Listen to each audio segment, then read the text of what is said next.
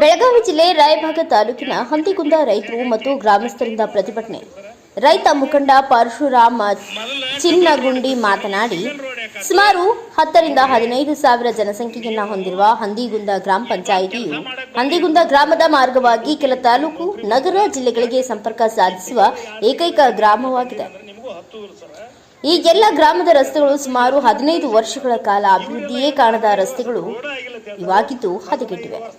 ರಸ್ತೆಗಳ ಮೇಲೆ ತಗ್ಗು ಗುಂಡಿಗಳದ್ದೇ ದರ್ಬಾರು ಸಾರ್ವಜನಿಕರ ಜೀವ ತೆಗೆದುಕೊಳ್ಳುವ ಭಯಾನಕ ಯಮನ ಮಾರ್ಗವಾಗಿದೆ. ಗ್ರಾಮದ ದೀನ ದಲಿತ ಹಾಗೂ ಹಿಂದುಳಿದ ವರ್ಗಗಳು, ರೈತರ ಮನೆಗಳು ಗ್ರಾಮದಲ್ಲಿ ಇದ್ರೂ ಇಲ್ಲದಂತಾಗಿದೆ. ಸರ್ಕಾರಿ ಎಲ್ಲ ತರಹದ ತೆರಿಗೆಗಳನ್ನು ಗ್ರಾಮಸ್ಥರು ಕಟ್ಟಿದರೂ ಸಹಿತ ಇವರಿಗೆ ಕಂದಾಯ ಇಲಾಖೆ ಈವರೆಗೂ ಹಕ್ಕುಪತ್ರ ಕೊಡಲು ವಿಳಂಬ ಮಾಡುತ್ತಿದೆ.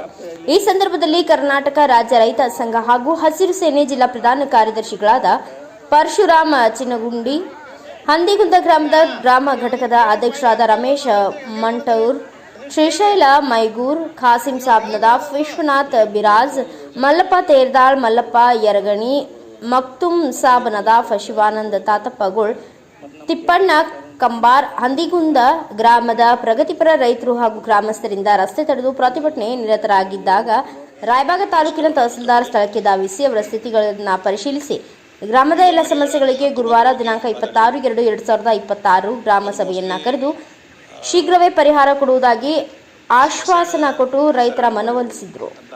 ಲಾಸ್ಟ್ ಟೈಮ್ ಬಂದು ಆಲ್ರೆಡಿ ಒಂದು ದಿವಸ ಇಲ್ಲಿ ಬಂದು ಎಲ್ಲ ಸರ್ವೆ ಮಾಡ್ಕೊಂಡು ಹೋಗಿದ್ವಿ. ಅವ್ರು ಕೇಳಿ ನೋಡ್ರಿ ಯಾವ್ದು ಅದು ಸ್ಮಶಾನದಲ್ಲಿದೆ, ಯಾವುದು ಸ್ಮಶಾನ ಸರ್ವೆ ನಂಬರ್ ಇರ್ಬೋದು ಅಂತ. 17 ಸರ್ವೆ ನಂಬರ್ ಏನ್ರಿ? 17 ಸರ್ವೆ ನಂಬರ್. ಅದನ್ನೇ ಕೇಳೋದಾನ. ಈಗ ಇವ್ರಿಗೆ ಹಕ್ಕುಪತ್ರ ಕೊಡ್ಬೇಕಂದ್ರೆ ಉತ್ತಾರದೊಳಗಿಂದ ಹೊಸನ ಮಠ ಏನಿದೆ ಇಲ್ರಿ ಆ ಶಿರ್ಸಿಗೆ ಹೋಗ್ಬೇಕು. ಅದು ಹೋಗ್ಬೇಕಂದ್ರೆ ನಿಮ್ಗೆ ಅದಕ್ಕೆ ಪರ್ಯಾಯವಾಗಿ ಇನ್ನೊಂದು ಸ್ಮಶಾನ ಜಾಗವನ್ನು ನಾವು ಹುಡುಕ್ಬೇಕು.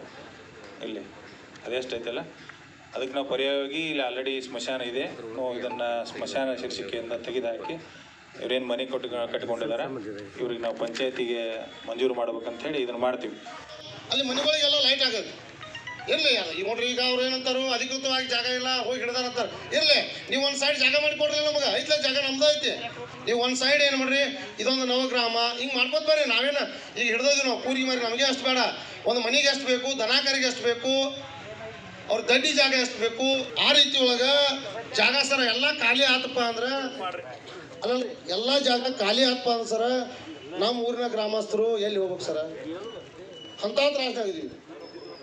ಆಯ್ತು ಅದರಿ ಸರ್, ಇದ್ದಿದ್ರಾಗ ಸರ್ ಈಗೆಲ್ಲ ಆಲ್ರೆಡಿ ಹೊಂಟದ್ರಿ, ಜಾಗ ಖಾಲಿ ಆಗದ್ರಿ, ಗೊತ್ತದ್ರಿ ನಿಮಗೂ. ಮಾಡ್ತಾರ ಈಗ ಆದಷ್ಟು ಸರ ನಾವು ನಾಳೆನ ಅರ್ಜಿ ಕೊಡ್ತೀವಿ. ಅದು 20 ಎಕರೆ 7 ಆಗಿಂದ ಉಳಿಬೇಕು ಸರ್. ನಾಳೆ ನಮ್ಮ ಊರಿನ ಒಂದು ಏನು ಕಾರ್ಯಕ್ರಮಗಳದಾವು, ನಾಳೆ ಏನೋ ಒಂದು ನಾವು ಸಂತಿ ಇವಾಗ ನಾವು ಊರಾಗ ಮಾಡೋದು ನಡು ಊರಾಗ. ನಾಳೆ ಊರು ಜಾಸ್ತಿ ಬೆಳೀತಪ್ಪ, ಸಂತಿಯಲ್ಲಿ ಮಾಡೋಕೆ ಆಗಂಗಿಲ್ಲ, ಟ್ರಾಫಿಕ್ ಜಾಮ್ ಆಗೋದು. ಅವಾಗ ಅದ್ರೊಂದು ವ್ಯವಸ್ಥೆ ಮಾಡಿ ಕೊಡ್ಬೇಕಾದ್ರೆ ಜಾಗ ಇತ್ತಪ್ಪ ಅಂದ್ರೆ. ಆಲ್ರೆಡಿ ಜಾಗಗಳು ಹೋದವು ಅಂದ್ರೆ ನಾಳೆ ಸಂತಿ ಹೆಂಗೆ ಮಾಡಕ್ಕೆ ಸಾಧ್ಯ ಐತೆ ನಾವು. ಅದಕ್ಕಾಗಿ ಒಂದು ದನ ಕುಡಿಯುವಂಥ ನೀರಿನ ಕೊಠಡಿಗಳನ್ನ ನಿರ್ಮಿಸೋದಾಗಿರಲಿ, ಒಂದು ಅಂಥ ವ್ಯವಸ್ಥೆಗಳು ಆಗ್ಬೇಕು ಸರ್. ಅದು ಜಾಗ ಇದ್ರೆ ಮಾಡಕ್ಕೆ ಸಾಧ್ಯ ಸರ್, ಇಲ್ಲಿಗೆ ಮಾಡಕ್ಕೆ ಸಾಧ್ಯ ಇಲ್ಲ. ಅದಕ್ಕಾಗಿ ಅದನ್ನು ಸ್ವಲ್ಪ ಹೇಳ್ಬೇಕು ಸರ. ಮತ್ತು ಇನ್ನೊಂದು ಏನು ಮೇಜರ್ ಪ್ರಾಬ್ಲಮ್ ಅದ ಸರ, ಈ ಹೋರಾಟ ಎದುರಿಸೋಣ ಸ್ಟಾರ್ಟ್ ಆತಂದ್ರೆ ತೇರ್ದಾಳಕ್ಕೆ ಹೋಗೋ ರೋಡ್ ಸರ್, ಹಂದಿಗುಂದಿಂದ ತೇರ್ದಾಳಕ್ಕೆ ಹೋಗೋ ಒಂದು ದೊಡ್ಡ ರೋಡ್ ಸರ್, ತಾಲೂಕಿಗೆ ಹೋಗ್ಬೇಕು ಸರ್. ರೋಡ ಸುಮಾರು 10 ರಿಂದ 15 ವರ್ಷ ಹದಗೆಟ್ಟು 1-2 ಜನ ಮಕ್ಕಳು ಕಾಲು ಮುಟ್ಕೊಂಡಾರ ಸರ್. ಒಂದು ಲೋಡಿನ ಗಾಡಿ ಹೊಂಟಪ್ಪ ಅಂದ್ರೆ ಸೈಡ್ ಎಲ್ಲ ಕಲ್ಲುಗಳು ಬಂದವು, ಅಲ್ಲಿ ಸೈಡ್ ತೊಗೊಳಕಂದ್ರೆ ಜಾರಿ ಗಾಡಿಯಾಗ ಬೀಳೋದು. ಏನೋ ಅದೃಷ್ಟವಶ ಅವ್ರು ಈ ಸೈಡ್ ಬಿದ್ದು ಪ್ರಾಣಾಪಾಯದಿಂದ ಏನೂ ಹಾನಿಯಾಗಿಲ್ಲ, ಕಾಲು ಅಷ್ಟೇ ಮುರಿದ ಸರ್.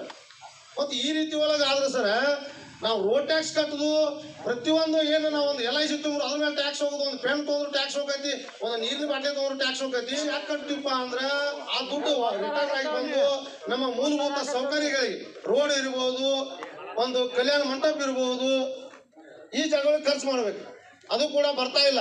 ನಾವು ಸಾಹೇಬ್ರ ಈಗ ಹೇಳ್ತೀವಿ, ರೋಡ್ ತತ್ಕ್ಷಣ ಆಗ್ಲಿಲ್ಲಪ್ಪ ಅಂದ್ರ ನಾವು ರೋಡ್ ಟ್ಯಾಕ್ಸ್ ಹೇಗಪ್ಪ ಅಣ್ಣ, ನಾವು ರೋಡ್ ಟ್ಯಾಕ್ಸ್ ಅನ್ನ ಕಟ್ಟೋದಿಲ್ಲ, ಪಂಚಾಯತಿ ಪಾಳೆಯನ್ನ ಕಟ್ಟೋದಿಲ್ಲ. ನೀವು ಎಲ್ಲಿವರೆಗೆ ರೋಡ್ ಮಾಡಿ ಕೊಡ್ತಾರೆ ಅಲ್ಲಿವರೆಗೆ ಕಟ್ಟಂಗಿಲ್ಲ. ನೀವು ಎಂದು ಮಾಡಿ ಕೊಡ್ತೀನಿ ಅಂತ ಹೇಳಿ ಅದನ್ನ ಕೆಲಸ ಸ್ಟಾರ್ಟ್ ಮಾಡ್ತೀರಿ, ಅವಾಗಿಂದ ಕಟ್ಟವ್ರು ನಾವು ಸ್ವಚ್ಛ ಹೇಳ್ತೀವಿ ಸರ್ ನಾವು. If you like this video ಬೇಗ ಲೈಕ್ ಮಾಡಿ, ಶೇರ್ ಮಾಡಿ, ಕಮೆಂಟ್ ಮಾಡಿ ಹಾಗೂ N24 ಕನ್ನಡ ನ್ಯೂಸ್ ಟಿವಿಯನ್ನು ತಪ್ಪದೇ ಸಬ್ಸ್ಕ್ರೈಬ್